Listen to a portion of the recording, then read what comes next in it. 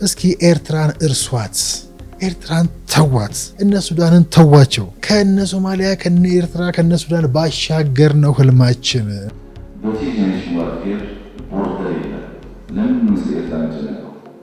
ከዛ የኛን ጉዶሽ እንደምታዩት ጠላትነቱ እንዳለ ሆኖ የታሪካዊ ጠላታችን ተላላኪ መሆናቸው እንዳለ ሆኖ አሁን ባለው ሁኔታ የሚያስብ ሰው አለመንስ ያለ ስትራቴጂካሊ እነዚህ ሀገሮች ኢኮኖሚካሊ መርጠው አብረው ይሰራሉ።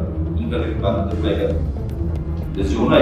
ኢሳያስ እንደማያሰራ አስቸጋሪ ኃይል እንደሆነ 18 ዓመት በፊት ቀድሞ የሚያውቀው ሰው ያስደነግጠው የኛና ኤርትራን ሳይሆን የሳውት ሱዳን የፈታንበት መንገድ ጅቡቲና ኤርትራን የፈታንበት መንገድ ኃያል ነን ትልቅ ነን የሚሉት ሀገራት ይገረሙበታል። እንዴት ተቻለ? የኃያልነት ህልሙን ከ18 17 ዓመት በፊት በኢንሳ ተቋም ውስጥ ቁጭ ብሎ ይህ ጠላትን እዚቹ ኤርትራ እዚቹ ሶማሊያ አርጎ ማሰብ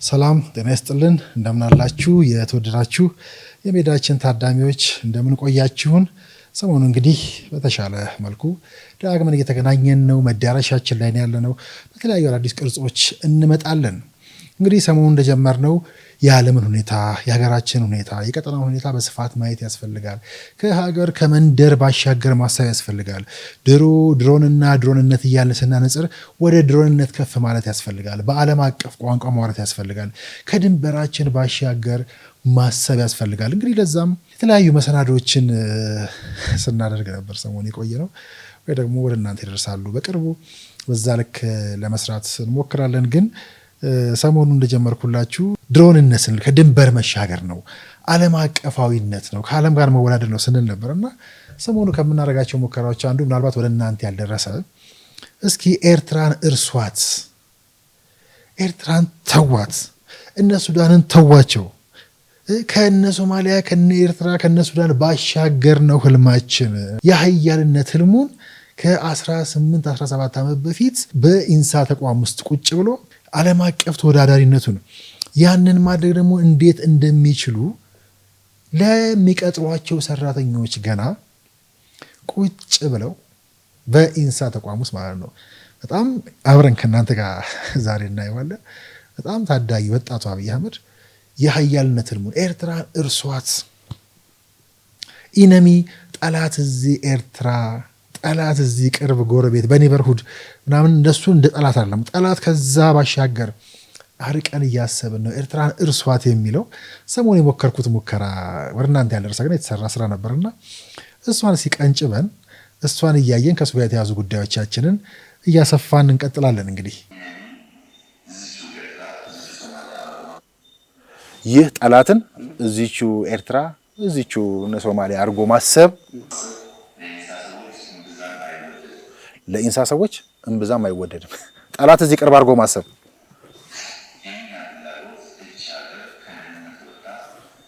የኛ ፍላጎት እቺ ሀገር ከድህነት ወጥታ በዚህ ዓለም ውስጥ ትክክለኛ ስፍራዋን እንድትይዝ ማድረግ ነው ኢንሳ ለቀጠሯቸው ሰራተኞቻቸው ነው የሚያወሩት ስለዚህ ለኛ ለኢንሳ ሰዎች ጠላት እዚቹ ኤርትራ ምናምን ብሎ ጎረቤት ማሰብ አይፈቀድም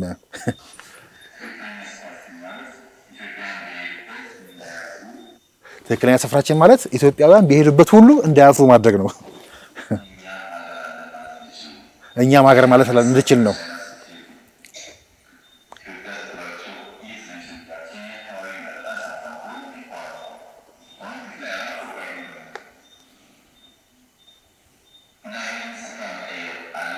ይህን ስፍራ መቀየር አለብን ኢትዮጵያ የምትጠራበት ይሄ ምን ክብር አለ ማለት እየተሰደደን ሰው ሀገር የምንኖርበትን መቀየር አለብን ይቻላል እንዴት ነው የሚቻል በኋላ ነግራችኋለሁ ይላል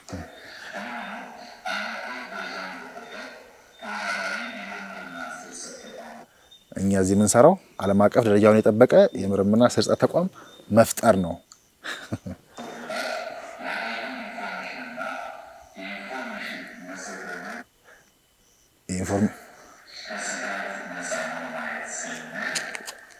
የኢንፎርሜሽን መሰረተ ልማትን የኢንፎርሜሽን ዋርፌርን ከዛ የኢንፎርሜሽን መሰረተ ልማታችን ከስጋት ነፃ ሆኖ ማየትና እሱ ላይ መስራት ነው ይላል።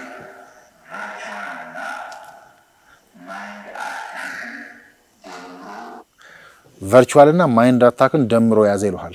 አሁን በታይ እሱን ሁሉ የሚቋቋም እሱ ቪዲዮ መቼ ነው? 2001 ማለት ነው። ይህን ራዕይ ለማሳካት ስልጣን፣ የስራ ደረጃ ግዴታ አይደለም፣ ትርጉም የለውም።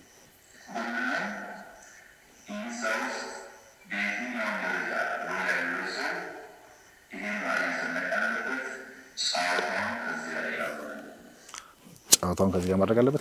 በየትኛው ደረጃ ኢንሳ ውስጥ ያለ ሰራተኛ ከዚህ ራዕይ ጋር ራሱን ማጣበቅ አለበት። ከድንበር መሻገር ኢነሚ እዚህ ጎረቤት አለማሰብ ከዛ የእኛን ጉዶች እንደምታዩት ጠላትነቱ እንዳለ ሆኖ የታሪካዊ ጠላታችን ተላላኪ መሆናቸው እንዳለ ሆኖ የታሪካዊ ጠላታችን መቆሚያ መሆኗ እንደተጠበቀ ሆኖ ባለፈውም እንዳልኳችሁ ጠላትነታቸውን አናቅም ብለው የሚክዱ ሰዎችንና እሱን ጭምር የምንመረምርበት ከዛ ይህ ኃይል ተነካብን የሚል ባንዳ ትንሽ ኃይል ከብሔራዊ ጥቅም በተቃራኒ የቆመ ኃይል ተነካብኝ ብሎ የገዛ ሀገሩን የሚገዳደር የገዛ ሀገሩ ላይ አንደበቱን ክላሹን ብዕሩን የሚመዝ አስደንጋጭ የሆነ ዘመን እንዲህ ያለ ወገን በሚታይበት ዘመን ላይ እንዲህ ያለውን ቪዲዮ እንዲህ ያለውን መራራቅ ማየት ምን ማለት እንደሆነ አስቡት። አሁን ያየነው ቪዲዮ መነሻ ነው እንዳልኳችሁ በድሮና ድሮንነት መካከል ንጽጽር ለመሆኑ ማሳያ ይሄ ብቻ አይደለም። እንዲሁ ኤርትራን ጠላትነት አናቅም አብይ አስኮርፏት ነው ለሚለው አብይ በዚህ ደረጃ ይላችሁ ባሻገር ማሰብ ነው ይሉና እንዲያውም ሌላ የዚሁ ቪዲዮ አካል ይመስለኛል መጋበዛችሁ ቦርድ ለምደው ስለ ኬንያ ስለ ጎረቤቶች ሱዳን ምናምን የሚሻገረው አሁን ድንበር የለም አሁን የሚሰነዘረው ጥቃት ከጃፓንም ከአሜሪካም ከቻይናም ከየትም ሊሆን ይችላል ብሎ የሚያስበው ሰውዬ ማለት ነው። አንዳንዶቹ ኤርትራን የሚተረው ማውቃቸዋል ወይ የኬንያስ እንዴት ነው እናንተ ማዕቀፍ ትላላችሁ ይላል። በፊት ጀኔሬሽን ዋርፌር ቦርደር የለም። ለምን ምስ ኤርትራ የሚጨነቀው ልክ በሰርድ ጀኔሬሽን ዋርፌር ውስጥ ያለ ሰው ነው ስለ ኤርትራ መስማት የሚያስበው። ቢኮዝ አሁን እየተፈጠረ ጥቃቶች ከቻይናም ከአሜሪካም ከጃፓን ሊነሱ ይችላል። ይህ ብቻ ግን አይደለም። አሁን ከተነሳንበት ከኤርትራ ጋር ብቻ ጉዳዩን ብናያይዘው እንኳን ዛሬ አይደለም እንዳሳየኋችሁ በቅርብም አይደለም 17-18 ዓመት ወደኋላ ሄደን እዛው አሁን ጽምዶ ምናምን በሚል ከነሱ ጋር ጥምረት ፈጠርን የሚለን ኃይል ወይ ደግሞ ተሸናፊዎቹ ጦሩን ከርተው ይሄዱ ጀነራልና የሚሉ ሰዎች ባሉበት ቁጭ አድርጓቸው የኤርትራ እርቅ አይቀሬ ነው ብሎ ሲል አንድ ቆርጫ ያስቀረዋት ነጥብ ነበረች። ምን ነበር የሚለው አብይ አህመድ 17 ዓመት ቀድሞ እርቁ አይቀሬ ነው፣ ጉዳዩ የኤርትራ አይደለም ግን የሻዕቢያ ጉዳይ መሆኑን እርቁ አይቀሬ ነው፣ እነኛ ሀገሮች አሁን ያለው የዓለም ሁኔታ አብረው እንዲሰሩ ያስገድዳቸዋል ይልና ምን ይላል? ግን አሁን ባለው ሁኔታ አይደለም፣ አሁን ያለው የሚያሰራ ኃይል አይደለም ይላል። 17 ዓመት ቀድሞ አብይ አህመድ ኢሳያስ የሚያሰራ አካል እንዳልሆነ ያውቃል። አሁን ባለው ሁኔታ የሚያስብ ሰው አይደለም። እነዚህ ያለው ስትራቴጂካሊ እነዚህ ሀገሮች ኢኮኖሚካሊ መርጠው አብረው ይሰራሉ። ኢንተርኔት ባንክ ማይቀር ለዚህ ሆነ አንዲት ግድግዳ እንኳን ቀለም ቀብቶ የማያውቅ አስመራ ውስጥ ዩኒቨርሲቲ የለም ቢለው ሰሞኑ በትግርኛ የሰማችሁትን ንግግር አብይ አህመድ እሱንም ዛሬ አይደለም የተናገረው። እንዳልኳችሁ ኢሳያስ እንደማያሰራ አስቸጋሪ ኃይል እንደሆነ 18 ዓመት በፊት ቀድሞ የሚያውቀው ሰው ያስደነግጥም። እሱን አውቆ ግን ወደ ስልጣን ከመጣ በኋላ ይህንን ግትር የሆነ ኃይል ያሳመነበት ልክ ዛሬ ልናሳንሰው ልናንቋሽ የምንሞክረው ከዛ ዛሬ አንተ በፈጠርከው ጦርነት የሰላም አርያነቱን ልትነሳ የምትሞክረው የሰላም የኖቤል ሽልማትን ማግኘቱ ትክክለኛ መሆኑ ብቻ አይደለም። አብይ አህመድ ከኤርትራ ጋር የፈጸመው እርቅ በወቅቱ ተወዳዳሪ የሌለው ድል ኢትዮጵያ ለዘመናት ስተርከው የምትኖረው የሻዕቢያንም የወያኔንም ሴራ ያከሸፈበት በእርግጥም ሞትም ያስቀረበት ትልቁ ድል ነው። ዲፕሎማሲ በሚመለከት ቅድም ደብሪስ በደንብ አንስቶታል። በደብሪስ ባይናገረው በሰሞኑ የዩኤን ጀነራል አሴምብሊ ላይ አንደኛው ኢሹ የነበረው ኢትዮጵያ ናት። ኢትዮጵያ ኮንፍሊክት ትራንስፎርሜሽን ከቲዮሪ ወደ ተግባር የቀየረች ሀገር ናት የሚል ዓለም ይስማማል። ኢትዮጵያ ውስጥም ሰው ይስማማል። እዚህ የማይስማማ ሰው ካለ ይገርመኛል። የራሱን ድል ያራክሳል ማለት ነው። ይሄ ዲናይ ማድረግ የሚቻል ነገር አይደለም። የኛና ኤርትራን ሳይሆን የሳውት ሱዳን የፈታንበት መንገድ፣ ጅቡቲና ኤርትራን የፈታንበት መንገድ ሀያል ነን ትልቅ ነን የሚሉት ሀገራት ይገረሙበታል። እንዴት ተቻለ ብለው ቢኮዝ ብዙ ፋይናንስ አድርገው ብዙ ተቆጥተው አልቻሉም። በቲዮሪ ያለ በፒስ ቲዮሪ ኮንፍሊክት ትራንስፎርሜሽን ማለት በምትስማማበት ነገር ሰርተህ እማትግባባበትን ማቆየት ነው። ይሄን ማድረግ መንግስታት ይቸገራሉ፣ ኢጎ ስላለ። ሲጣሉ ምን ሲሉ ምናምን የመጣለ የምናስመስል ምን ያህል ርቆ እንደሄደ እያያችሁ ነው። ከዛ እንዲህ ያለን ሰው ልታስጥሉት ትሞክራላችሁ፣ ግለሰብ ማምለክ ብላችሁ ማለት ነው። በማስረጃ በእውቀት ጥሏችሁ የሄደውን ሰውዬ መከተል፣ ማስረጃ ይዞ አደባባይ መውጣትን እንደ ነውር እንድናይ ለምትፈልጉ ማለት ነው። ግን አብይ ከማለት ውጭ ጉዳይ የሌላችሁ ከዛ የገዛ ሀገራችሁን መሪ ደግሞ የምትጎትቱት በባንዳነትና እንዲህ ለታሪካዊ ጠላቶቻችን መስዋዕት ለማድረግ መሆኑ እንዳልኳችሁ ይሄ ብቻ አይደለም። ከዚህ ያለፈ መቅደምም እናገኛለን። አሁን ዛሬ ምናምን በትግርኛ የተባለው የሚመስላችሁ ከሆነ ይሄ አንድ ዩኒቨርሲቲ እንኳን የሌለው ከተማ ለሚለው አብይ አህመድ ይሄንንም ቀድሞ አንድ ዩኒቨርሲቲ ያን መሰለ የነበረ ከተማ አንድ ዩኒቨርሲቲ እንኳን አሁን የለውም። አሁን ያለው ሰው አንድ ግድግዳ ቀለም እንኳን ቀብቶ የማያውቅ ነው።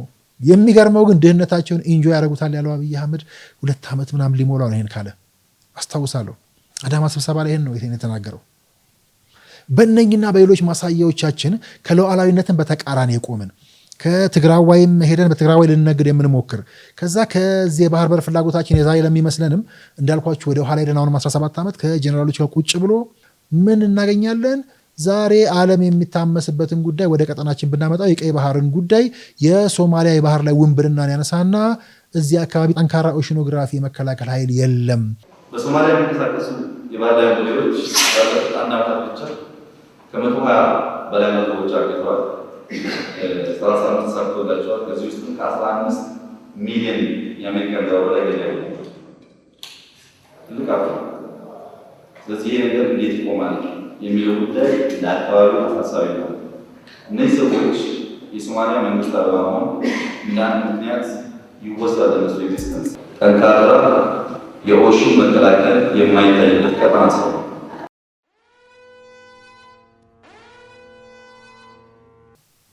እንዲው ከሉዓላዊነት ጋር የባህር በር ፍላጎታችንን ብናነሳ እኛ እንዳንጠቃ ነው የባህር በሩን የምንፈልገው። ከባህር ላይ ጥቃት እንዳይሰነዘርብን ነው። ስንቶቹ ከሩቅ መጥተው እዚህ ጅቡቲ ላይ በርበራ ላይ ምናምን ቤት ሲይዙና ዩኤን ዱባይን ጨምሮ እኛ እንዴት ነው እጃችን አጣጥፈን የምንቀመጠው ያሉት አብይ አህመድ ቀን ወደ ስልጣን የመጡ መጀመሪያ ጊዜ ላይ ነበር። የባህር በር ላይ የሚሰሩ ቤዞች እኛ የምንጠይቅበት ዋናው ምክንያት አቡዳቢ ቤዝ እያለች በርበራ ላይ፣ ቻይና ቤዝ እያለች ጅቡቲ ላይ ኢትዮጵያን አይመለከታትም የሚል ሀሳብ የሉዓላዊነት ጉዳይ ካለመረዳት ይመጣል እንጂ ጅቡቲ ላይ ቤዝ አድርጎ አንድ ሰው ወይም አሰብ ላይ አድርጎ ሚሳኤል ካለው አዲስ አበባ ማጥቃት ይችላል። ላለመጠቃት ነው ያንን ቦታ የምንፈልገው። ከዛ ዛሬ በጽምዶ ስም በትግራይም ህዝብ ስም በኤርትራም ህዝብ ስም የሚነግደው ኃይልና አብይ አህመድ ባለፈው ለምሳሌ የትግራይ ላይ ነው የተጣላ ነው የተጋጨ ነው ብሎ ሲሉ የዛሬ ለሚመስለንም ጭምር እንዲሁ እኔ ወደ ትግራይ ይዣቸው ብሄር ነበር የምመርጠው ኢሳያስ ያን ኢትዮጵያ ሲመጡ ማለት ነው። ግን ተታኩሰው ሁለቱን ህዝብ እንዳያቃርኑት እንዳያቀያይሙት ሰግቼ ነው ብሎ ያሉባቸው ማሳያዎች ጭምር ማየት የምንችልበት። እሱ ብቻ አይደለም። እዛ አካባቢ ድንበር ላይ ቁጭ ብሎ ስራ የፈታውን ህዝብ ብናነሳ ዋጋ የከፈለውን የትግራይ ህዝብና የኤርትራ ህዝብ ብናነሳና ሁለቱ ህዝብ ሊያገኝ የሚችለውን እፎይታ ብለው ስለ ሁለቱ ሲጨነቁ ፕሬዝዳንቱ መጡ። ፕሬዝዳንቱ ሲመጡ ሽሻይ እኔ ፕሪፈር ማድረገው መቀሌ ይዣቸው መጣ ነበር። ልንገርህ መቀሌ ያላመጣኋቸው ምታቃቸው የማይሆን ነገር ሰርተው ትግራይና ኤርትራን እንዳያባሉ ስለፈራው ነው እንጂ መቀሌን ማየት ጥቅሙ ምንድነው? መቀሌ በጣም በብዙ እጥፍ ካስመራ ትችላለች። አሁን እሱም ቢያዩ ይቆጫሉ። ግን አዋሳ ሄዱ፣ እንዳየኸው ከተማ ጎበኙ፣ ህዝቡ ደስ አለው። ሌላ ንግግር የለም። አንድ ህድሞ ተከፈለ ስንል ነበር። ታውቃለህ ሽሻ፣ ይሄ አርጊውመንት አይደለም። አንድ ህድሞ እንዳይከፈል ሁለት ህዝብ አይለያይም። ከፈለገ ህድሞ ወደዛ ይሄዳል፣ ከፈለገ ህድሞ ወደዚህ ይመጣል።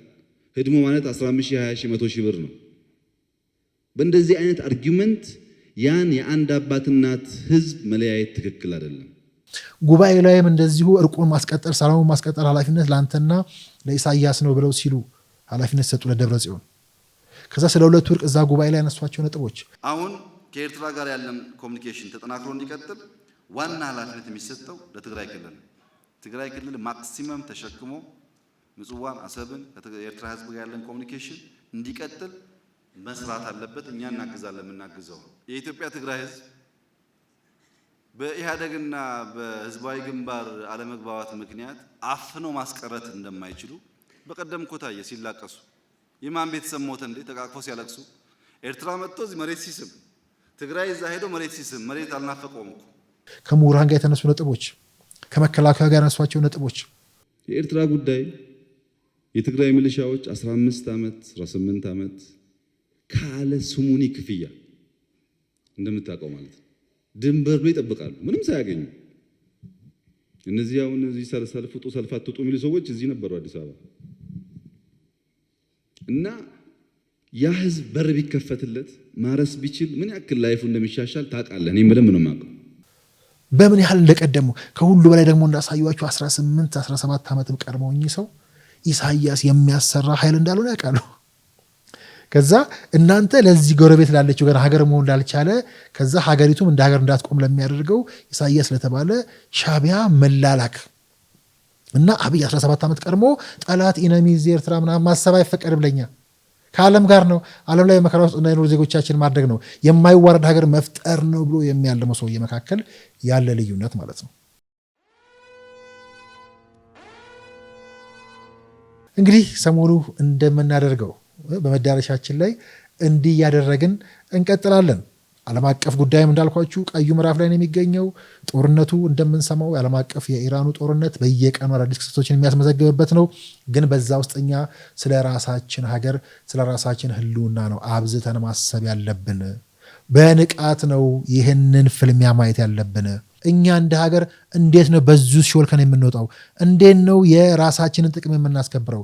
እኛ ከነዚህ ዓለማት ጋር እኛ ከነዚህ ሀገራት ጋር እኛ ከሚፋለሙት ሀገራት ጋር በሚፋለሙት ሀገራት መካከል እኛና ታሪካዊ ጠላቶቻችን እኛና ለህልውናችን የምንፈልጋቸው ጉዳዮች ሁሉ ብለን ነው ማስላት ያለብን። በዛ መንገድ እያሰላን ለመሄድ እንሞክራለን። ከምንም በላይ ንቃትን ያድለን እንላለን። በሶብር ነገሮችን እንይ፣ ሶብር እናድርግ፣ ሰላምን አብዝተን እንፈልጋት። ሁሌ ይሄንን በማድረግ እንትጋ እንደ ዜጋ ብለን እናስባለን። ያለንበት ቀጠናም ያለንበት ምዕራፍም ያለንበት ዘመንም ይህንን ስለሚፈልግ ማለት ነው። ሰላም ለምድራችን፣ ሰላም ለሀገራችን። እንዲህ እየመጣን በመዳረሻችን ድል ማስረጃዎቻችንን እንገልጣለን። በእንቶ ፈንቶ አደባባይ ላይ የሚነዙ ጋዝ ላይቶችን የጦርነት ፍልሚያዎችንም በማስረጃ ለማጋለጥ እንሞክራለን። እንደተለመደው ግን ኢትዮጵያ እያሸነፈች ከመቀጠል ውጭ ምንም አማራጭ የላትም ብለን እንደ ዜጋ በልበ ሙሉነት እንናገራለን። እሱን ለማድረግም ሁላችንም እንትጋ፣ በንቃት እንጓዝ። በድጋሚ ሰላምን ከምንም በላይ ለምድራችን ለሀገራችን አብዝቶ ያድልልን። ሰላም ቆዩ።